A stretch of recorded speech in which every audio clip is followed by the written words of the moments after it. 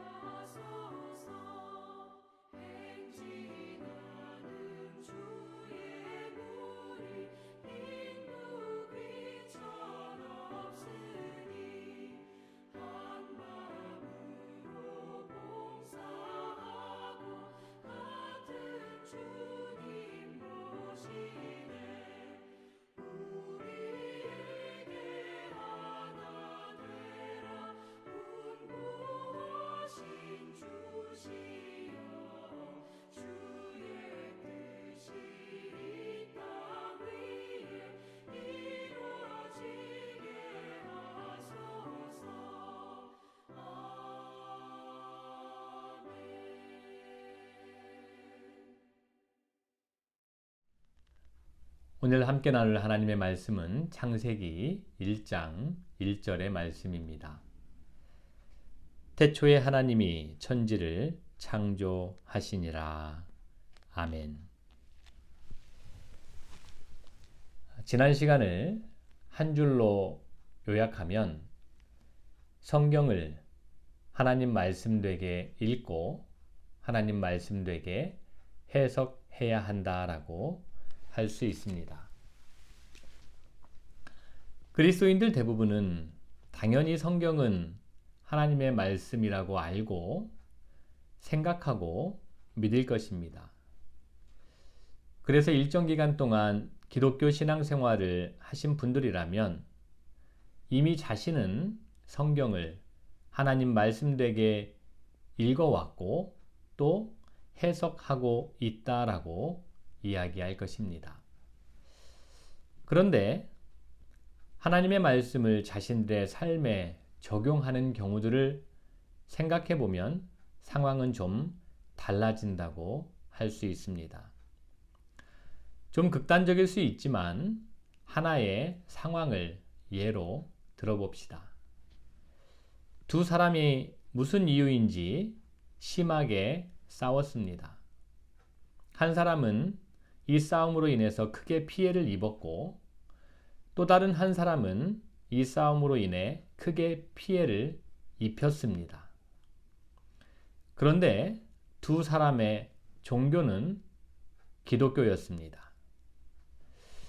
이 사람들이 이후에 마태복음 11장 28절 말씀을 읽었다고 가정해 봅시다. 마태복음 11장 28절은 수고하고 무거운 짐진 자들아 다 내게로 오라 내가 너희를 쉬게 하리라 라는 말씀입니다. 같은 성경 말씀을 읽었지만 가해자와 피해자는 이 성경 말씀을 어떻게 읽고 해석할까요? 모르긴 몰라도 각자의 처지에 따라서 성경 말씀을 읽고 자기 자신에게 맞춰서 해석할 것입니다. 그리고 이 말씀에 힘을 얻기도 하고 또 위로를 받기도 할 것이며 더 나아가서는 이 말씀을 붙들고 기도하기도 할 것입니다. 좋습니다. 그리스도인들이 하나님의 말씀으로 위로를 얻고 힘을 얻으며 그리고 기도하는 자세는 충분히 권면할 수 있는 일입니다. 그런데 이제 문제는 하나님입니다. 하나님은 어찌 하셔야 하는가 하는 문제죠. 하나님은 가해자의 기도를 들어주셔야 되는가요? 피해자의 기도를 들어주셔야 하는가요? 가해자를 위로해 주셔야 하는가요? 피해자를 위로해 주셔야 하는가요? 가해자에게 힘을 주셔야 하는가요? 피해자에게 힘을 주셔야 하는가요? 이럴 때 하나님은 어떻게 하실지 혹은 어떻게 하셔야 할지 여러분들의 생각은 어떤가요? 분명히 성경은 하나님 말씀입니다. 그런데 많은 경우 하나님의 말씀을 기독교 신앙인들의 위로용이나 혹은 권면용으로만 쓰이는데 그치곤 하죠. 자기 자신도 모르게 온 우주 만물을 창조하신 하나님을 자기 자신만의 하나님으로 전락시키고 있었던 것은 아닌지 돌아봐야 하지 않을까요? 성경을 하나님 말씀되게 읽고 해석하기 위해서는 무엇보다 하나님에 대한 바른 이해가 중요합니다. 하나님의 말씀은 성경의 가장 첫 책인 창세기 1장 1절에서 하나님을 이렇게 소개하죠. 다시 한번 오늘 본문을 읽겠습니다. 태초에 하나님이 천지를 창조하시니라. 하나님은 태초 이전부터 계셨다는 말씀이죠. 사람이 하나님보다 먼저 있지 않았다는 말입니다. 하나님이 사람보다 먼저 계셨습니다. 기독교인들은 자신들보다 먼저 계셨던 하나님이다라는 것을 창세기 1장 1절 말씀을 통해서 수없이 읽고 또 알면서 하나님은 자신들만을 위해서 계셔야 한다고 생각해 왔던 것이죠. 그런데 성경은 분명히 이에 대해서 말씀하십니다. 태초에 하나님이 천지를 창조하셨다. 즉, 하나님은 스스로 태초 이전부터 계셨다라고 이야기합니다. 본문에 사용하는 창조하시니라 라는 말은 오직 하나님에게만 적용되는 단어입니다. 이 단어는 세상 만물은 우연히 생겨난 것이 아니라 창조의 산물이고 또 만물에는 창조주의 의지, 즉 창조주의 목적이 담겨 있다라는 것을 동시에 말하죠. 따라서 하나님의 존재 이유와 존재 목적이 그 어떤 피조물, 특히 사람보다 우선이고 사람이 하나님의 존재 이유와 존재 목적에 맞춰서 살아가는 것이 질서다라고 하나님의 말씀, 성경의 첫 장인 그리고 첫 책인 창세기 1장 1절에서는 선언하고 있습니다. 그러면 이런 질문이 이어질 수 있죠.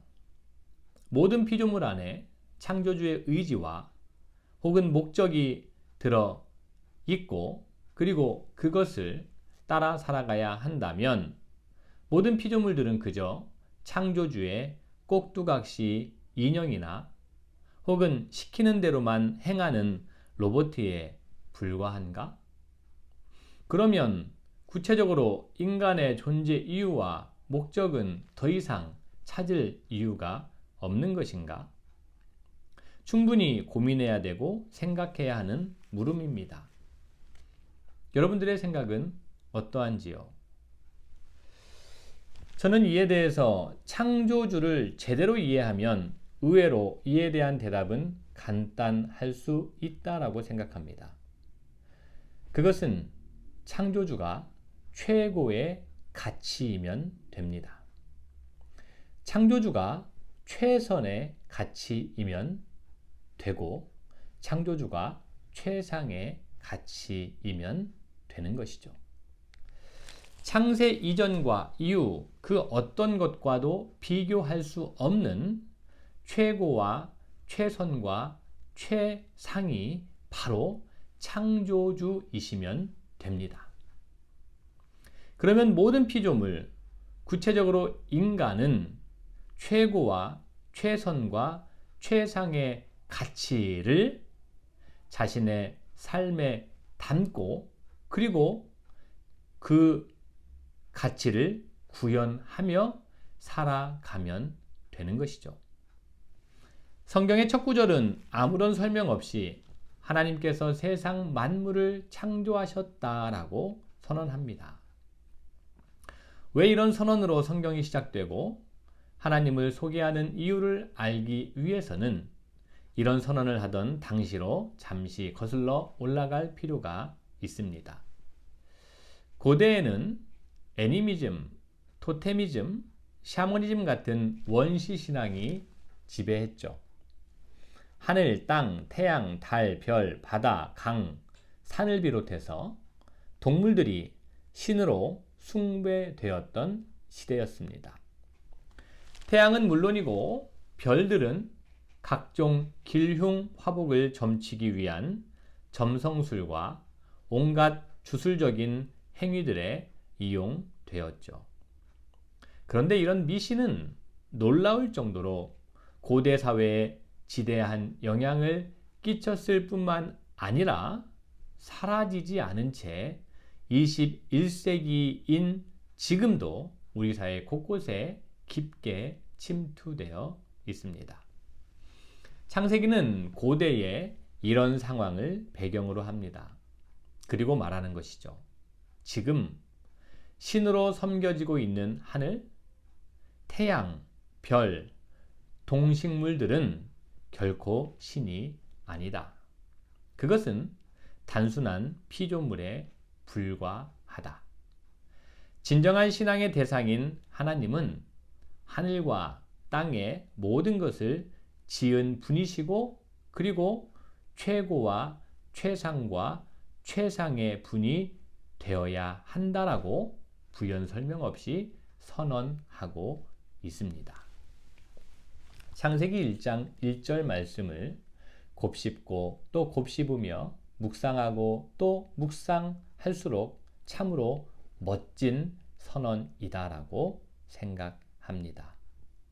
아니, 이보다 더 크고 위대한 선언은 없다고 해도 과언이 아닙니다. 하나님은 이런 분이시고 그리고 이런 분이어야 하지 않겠습니까?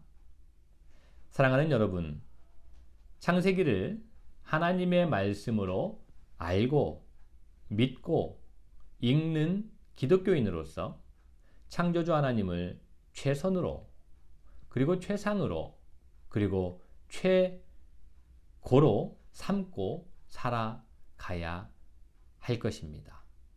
최고와 최선과 최상의 가치를 목적으로 삼고 살아가면서 수고하고 무거운 짐을 지는 그 사람들은 분명히 창조주 하나님께서 결코 외면하지 않으시고 그들에게 세상이 줄 수 없는 평안과 위로와 참 안식을 주실 것이기 때문입니다.